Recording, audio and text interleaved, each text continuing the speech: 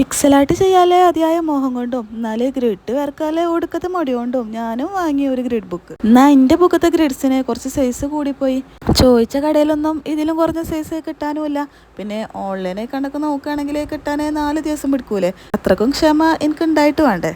അതുകൊണ്ട് ഇപ്പം നമുക്ക് ഈ ഗ്രിഡിൽ ഒതുങ്ങണ ഒരു ചെറിയൊരു പിക്സലായിട്ട് ചെയ്യാം. പിന്നെ സമയം കിട്ടുമ്പോഴൊക്കെ ഗ്രിഡിന്റെ സൈസ് കുറച്ചിട്ട് നമുക്ക് കുറച്ചും കൂടി നല്ല പിക്സലായിട്ട് ചെയ്യാം. പിന്നെ നമ്മുടെ ചാനൽ ആദ്യമായിട്ട് കാണുന്നവരാണെങ്കിൽ സബ്സ്ക്രൈബ് ചെയ്യാനേ മറക്കൂലല്ലോ അല്ലേ. ഇൻസ്റ്റഗ്രാമിലാണ് നമ്മുടെ വീഡിയോസ് കാണുന്നത് എന്നുണ്ടെങ്കിൽ ഫോളോ ബട്ടൺ ഒന്ന് ക്ലിക്ക് ചെയ്തോളി. പിന്നെ 2 ദിവസം മുമ്പ് നമ്മൾ അപ്ലോഡ് ചെയ്ത കാലിഗ്രാഫിയുടെ വീഡിയോയിൽ ഞാനൊരു ടൈം ഗസ് ചെയ്യാൻ പറഞ്ഞിട്ടുണ്ടായിരുന്നു.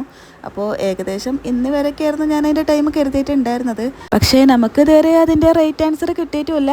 അതിന് പുറമെ തന്നെ 2-3 പേര് നമ്മളോട് ചെറിയൊരു ക്ലൂ തരുമെന്നെങ്കിലും ചോദിച്ചിട്ടുണ്ടായിരുന്നു. അപ്പോൾ ഒരു ചെറിയ ക്ലൂ ഞാൻ തരാം.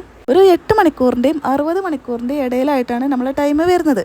അപ്പോൾ ഇനി എല്ലാവരും ഒന്ന് കമൻറ്റ് ചെയ്യുമല്ലോ അല്ലേ. പിന്നെ ആകെയുള്ളൊരു റൂൾ എന്താണെന്ന് വെച്ചാൽ ഒരാൾക്ക് ഒറ്റ തവണ മാത്രമേ കമൻറ്റ് ഇടാൻ പറ്റുള്ളൂ. അപ്പോൾ 2 ദിവസം കൂടി വെയിറ്റ് ചെയ്തിട്ട് മൺഡേ മോർണിംഗ് ഞാൻ റിസൾട്ട് ഇടാം. ഇനി അതൊക്കെ അവിടെ നിൽക്കട്ടെ, നമ്മളെ പിക്സലായിട്ട് എങ്ങനെ ഉണ്ടെന്ന് അഭിപ്രായം പറയുമല്ലോ അല്ലേ. പിന്നെ ഞാൻ എന്താണ് ഉദ്ദേശിച്ചിട്ടുള്ളത് എന്ന് നിങ്ങൾക്ക് മനസ്സിലായോ?